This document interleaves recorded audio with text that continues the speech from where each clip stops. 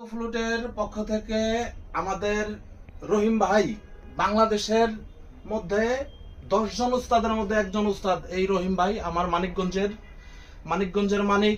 আমি রহিম ভাই প্রায় 20-22 বছর পর দেখা, তিনি আসছে একটা বাঁশি নিতে। তাই আমি রহিম ভাইয়ের কাছ থেকে একটু বাজনা শুনবো এবং রহিম ভাইয়ের কিছু কথা শুনবো। আপনারা শুনেন, দেখেন।